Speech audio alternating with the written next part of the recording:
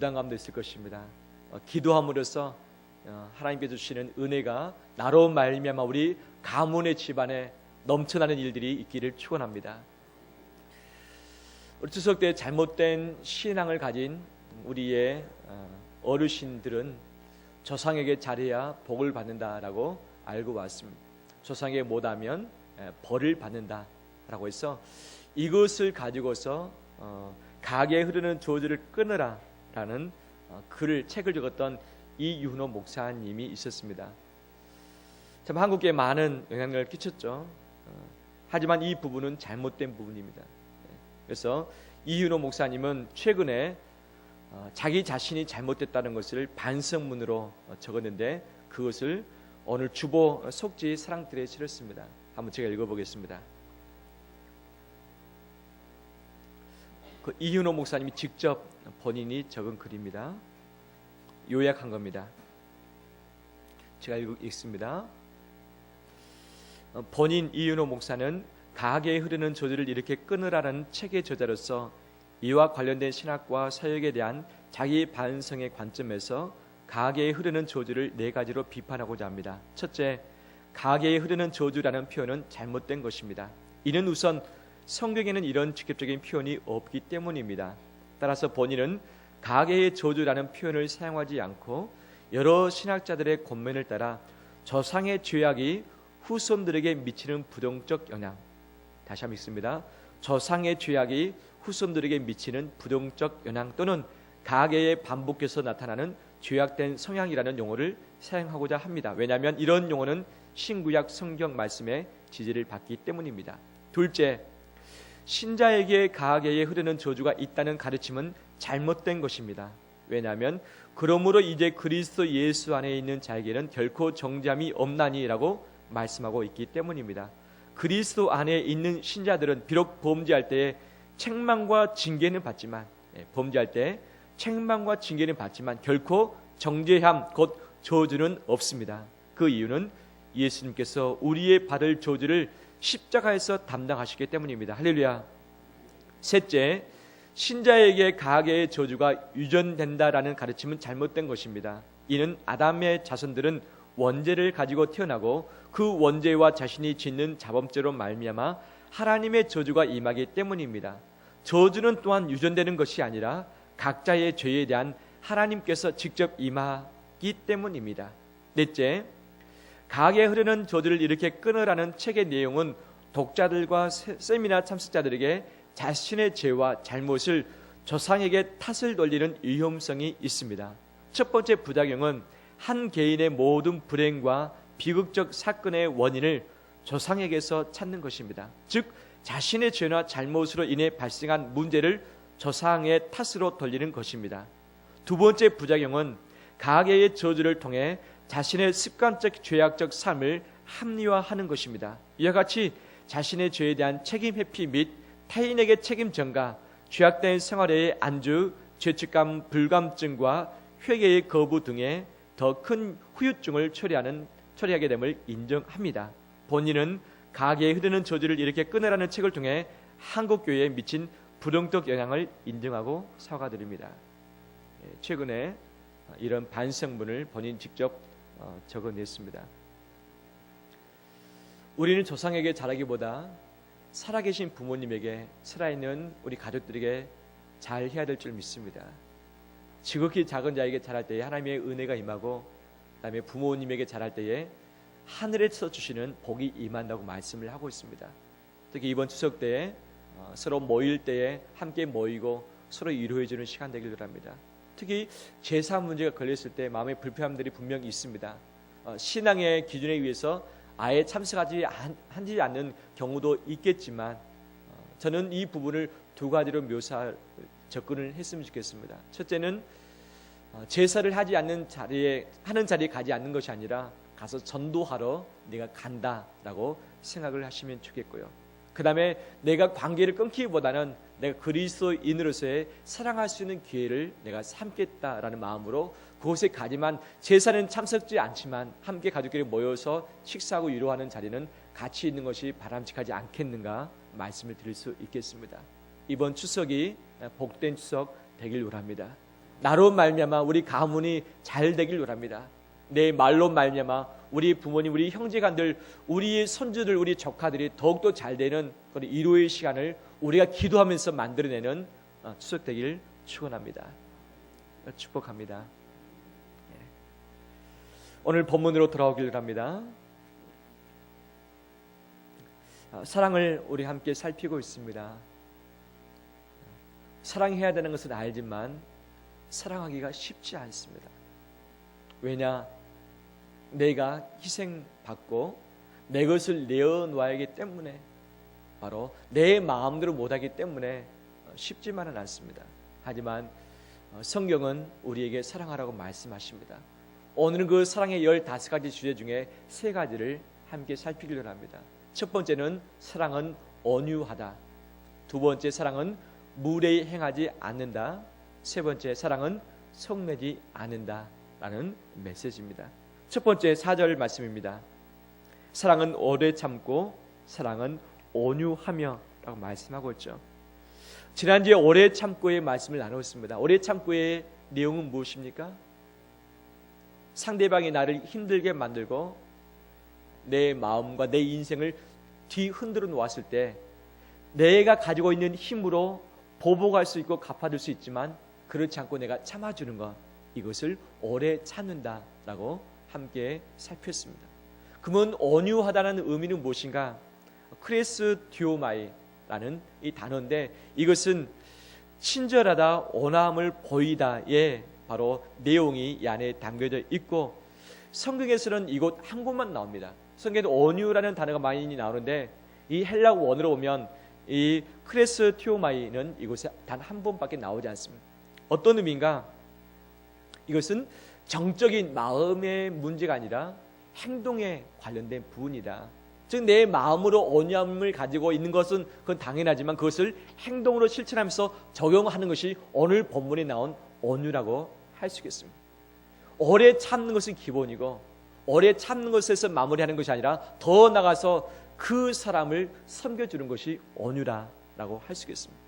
예를 든다면 내 뺨을 탁 때릴 때에 내가 뺨 맞고 나서 정말 거북함이 들고 힘든 것이 들었을 때 내가 참는 수준에서 머무는 것이 아니라 그 상대방에게 도리어 친절을 베푸는 것이 온유라고 하는 거죠.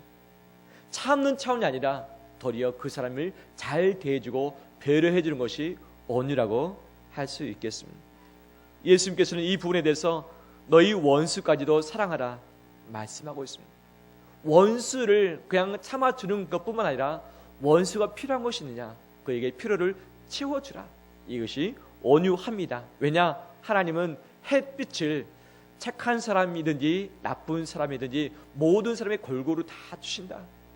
비를 내릴 때에 정말 의로운 사람이든지 불의한 사람 구분치 않고 다 하나님께 주시지 않느냐? 온유함 역시 마찬가지다. 그 사람 좋든 나쁘든 간에 당신이 친절을 베풀면서 그다음에 그 사람의 일 상냥하게 대하는 이 삶이 온유의 삶이다 말씀을 드릴 수 있겠습니다. 마태복음 5장 5절에서도 어근은 같지만 단어가 다른 바로 온유가 나옵니다. 온유한 자는 복이 있나니 저희가 무엇을 기업으로 받았습니까? 땅을 기업으로 받을 것이다 말씀하고 있죠. 온유한 사람에게는 땅의 선물을 주신다 약속된 말씀입니다. 구약의 이삭이 온유한 사람의 표상으로 등장을 하고 있습니다. 우물을 팠습니다. 우물은 그때 당시에 자기의 재산이었고 자기의 목숨이었습니다. 하지만 주변 사람들이 와서 우물을 뺏어버립니다. 싸우지 않고 그냥 줘버리고 또 가서 우물 팝니다. 또 뺏습니다. 또 줘버립니다. 우물 때문에 몇 번을 옮기는가? 7번을 옮깁니다. 마지막에는 뺏는 사람이 없어서 그곳에 정착해서 살아가는 것이 이삭의 삶이었습니다.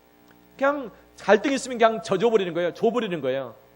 바로 이것이 온유함인데, 온유한 이삭에게 하나님은 바로 땅의 기업을 주셨고 자손의 기업을 허락을 해 주셨습니다. 이런 귀한 은혜가 우리 가운데 있기를 축원합니다. 유럽에 온유한 오케스트라 연주회가 있었습니다. 그 연주회 지휘를 맡았던 사람은 그때 당시 가난한 지휘자였습니다. 그래서 이 연주를 하거나 지휘를 할 때에 반드시 예복을 입어야 됐었고, 또 그것을 관람하는 사람 역시 예복을 입고서 그곳에 참석하는 것이 기본적인 예의였습니다. 근데 이 가난한 지휘자가 자기 자신의 예복을 미처 새 것으로 준비하지 못하고 옛날에 있던 것 허름한 것을 입을 수밖에 없었습니다. 형편이 되지 않았기 때문입니다. 근데 지휘를 하다 보니까 옷이 찢어지기 시작했습니다. 더 빠른 템포의 지휘를 하다 보니까 옷이 여기저기 다 찢어지고 맙니다. 그래서 그 지휘자는 도중에 옷을 벗었습니다. 옷을 벗고서 지휘를 하기 시작합니다. 그랬더니 이 관중 속에서 키득키득 웃으면서 조롱하는 이야기들이 있었습니다.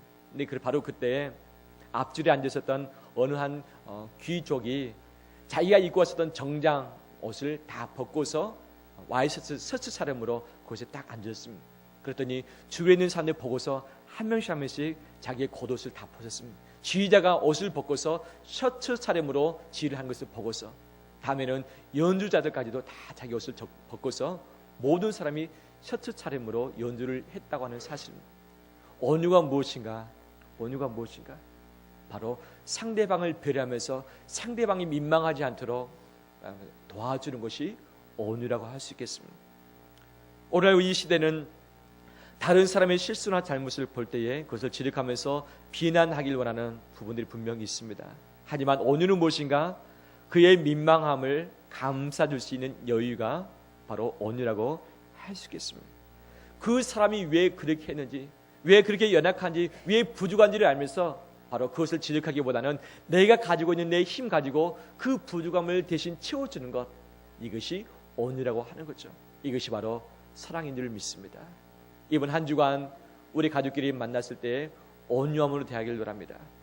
정말 힘든 우리 가족이 있을 수 있고 또 오지 못한 우리 형제간이 있을 수도 있겠습니다. 하지만 그들을 온전히 지적하고 말을 하기보다는 사정이 있겠지라고 하면서 도리어 위로해주고 배려해주면서 그들을 다 덮어주고 나가는 우리 되시기를 축원합니다. 두 번째 5절 말씀입니다. 5절에 무례히 행하지 아니하며입니다. 무례히 행하지 아니하며. 그래서 무례하다는 것은 아스케모네. 이것은 어떤 의미냐? 부당하게 대함으로 상대방을 부끄럽게 만드는 것이 무례함입니다. 부당하게 대함으로.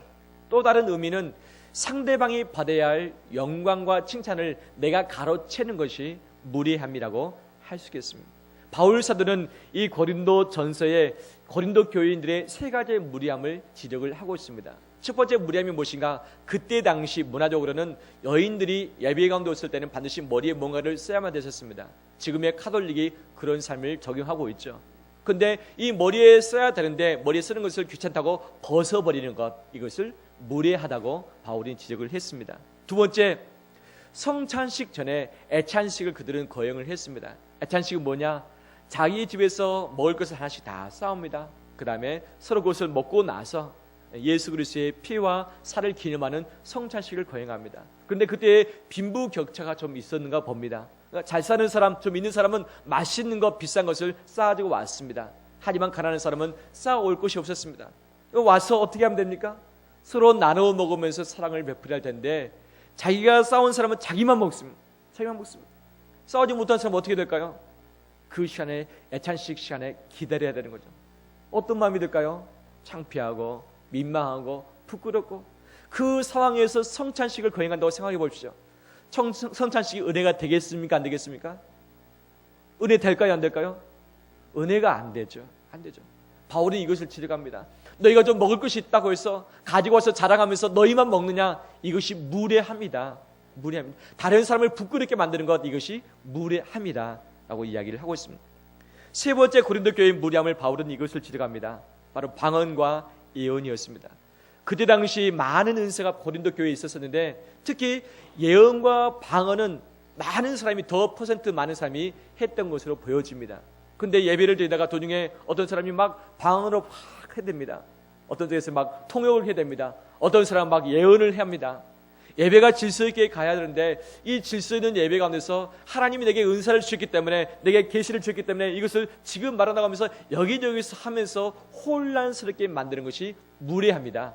예배를 예배답게 질서 있게 드려야 될 텐데 자기가 가지고 있는 은사를 가지고 이것을 자랑함으로 은사가 없는 사람을 힘들게 만들거나 전체 분위기를 흐리는 이 자체가 무례합니다. 바울은 이것을 지적을 하고 있습니다. 예수님 역시 많은 사람들이 예수님을 무례하게 대했습니다.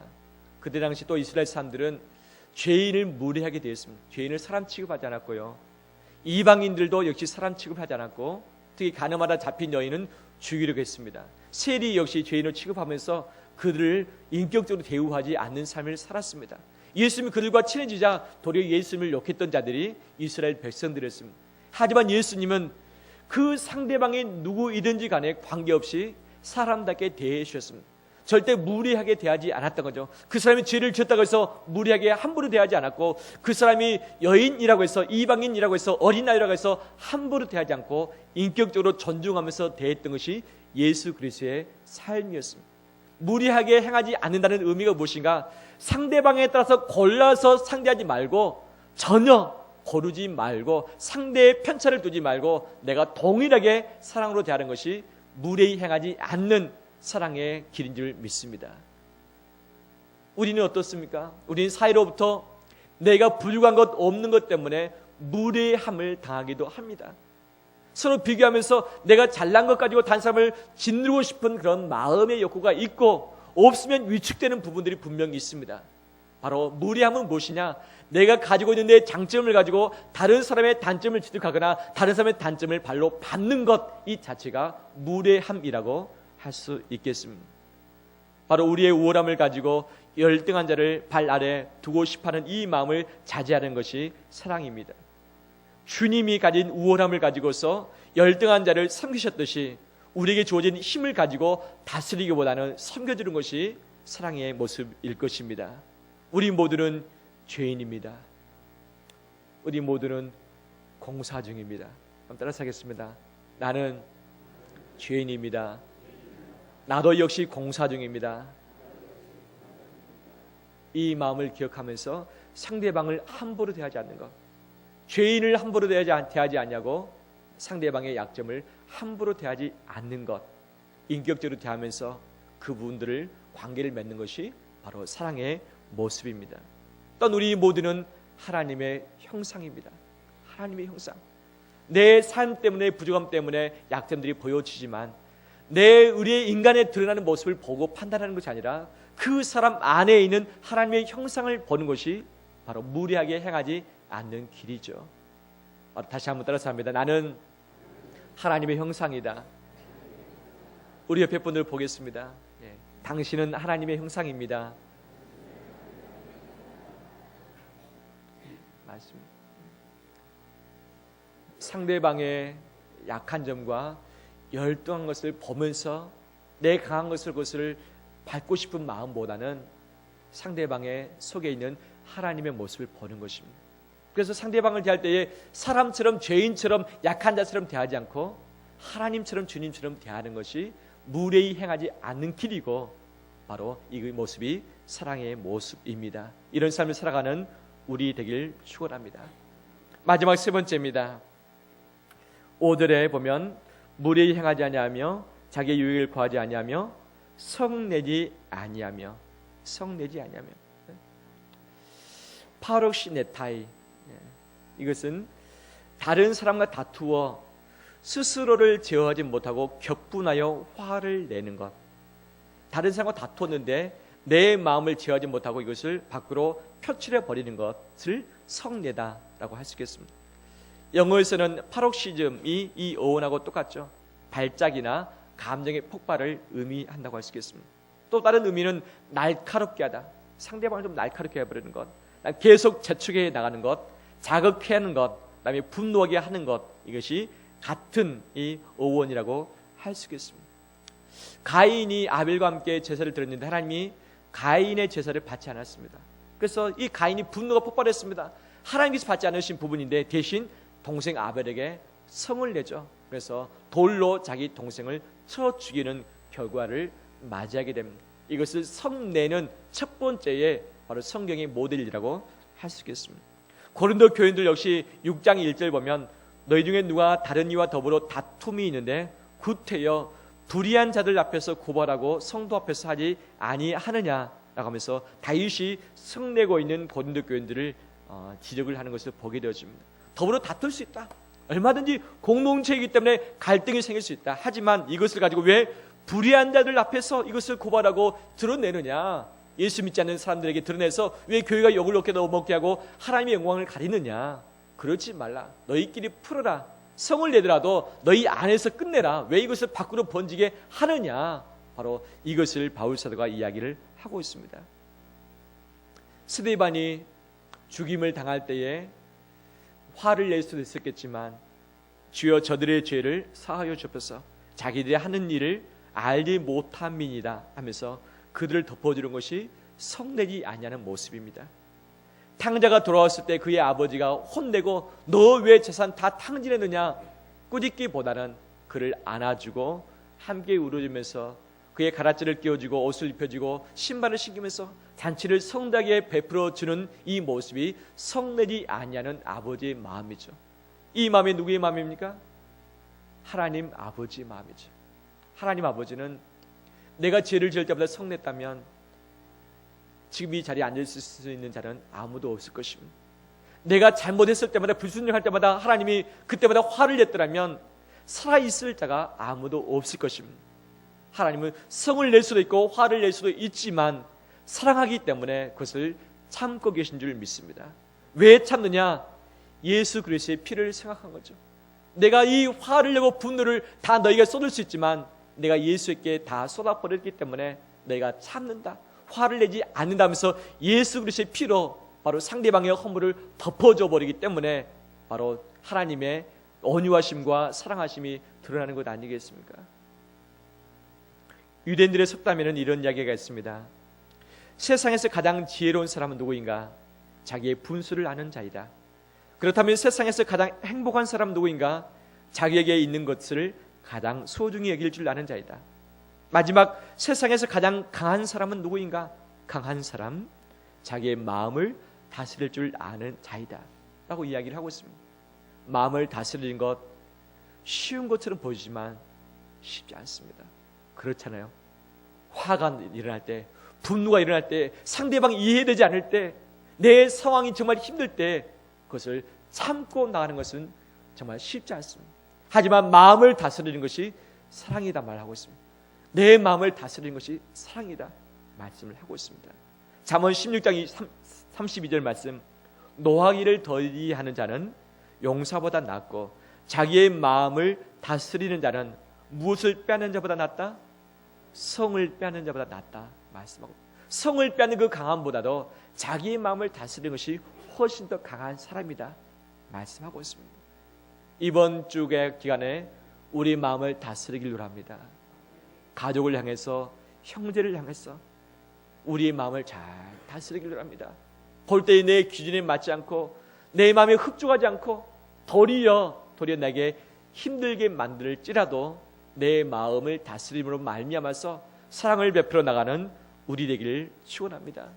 분노가 일어날 때마다 하나님이 생각하신 것처럼 예수 그리스도의 피를 생각하는 거죠. 피를 가지고 내 눈을 덮어버립니다. 피를 가지고 상대방의 허물을 보지 않고 예수 그리스도의 피를 볼 때에 우리는 우리의 마음들을 누그러뜨릴 수 있고 다질 수 있음을 믿습니다. 말씀을 마무리합니다. 다비드상을 조각에 썼던 미켈란젤로가 있습니다. 그가 참 이탈리아에서 다윗상, 골리앗을 무너뜨린 다윗상을 조각함으로 추앙을 받았고 지금도 그것이 온 세계 가운데 정말 멋진 작품으로 인정받고 있지 않습니까? 어느 한 날 그가 돌을 가지고서 이 망치와 정으로 찍고 있을 때에 어떤 한 사람이 그에게 물었습니다. 여보시오, 한 가지 질문이 있는데 열심히 돌을 쪼고 계시는데 도대체 그 돌 속에서 무엇이 나옵니까? 무엇을 찾는 것처럼, 보물을 찾는 것처럼 막 찍고 있으니까 무엇이 나옵니까? 라고 물었을 때 미켈란젤로가 유명한 대답을 합니다. 예, 나는 지금 이 돌 속에 갇혀있는 천사를 이끌어내고 있는 중입니다. 이 돌 속에 갇혀있는 천사를 이끌어내고 있는 중입니다 라고 이야기를 했다는 거예요. 우리 안에는 선한 마음과 악한 마음이 공존합니다. 로마서 7장에 바울 사도가 말하고 있죠. 내가 사람을 많이 만날 때에 악한 마음을 내가 끄집어낼 수도 있고 선한 마음을 끄집어낼 수도 있을 것입니다. 이 결정적 선택은 우리에게 달려 있습니다. 사랑하게 되어지면 우리는 악한 마음보다도 선한 마음을 끄집어내서 그것을 가지고 상대를 대하게 될 줄 믿습니다. 늘 이번 주에 많은 사람을 만날 터이고 오고 갈 터인데 정말 내 마음에 드는 대로 내 입이 말하고 싶은 대로 다 던져버리는 것이 아니라 정말 내 안에 있는 선한 천사를 끌어내서 그로 말미암아 내 삶을 대변하시도록 만들어 나가는 우리 되기를 축원합니다. 마음을 잘 다스리는 것, 마음을 훈련시키는 것이 사랑의 기본적인 테두리입니다. 추석 때에 이 사랑의 기회를 삼고 내 무례함과 성냄을 덮고 온유함으로 감싸 나가는 우리 되기를 주의 이름으로 축원합니다. 기도하겠습니다.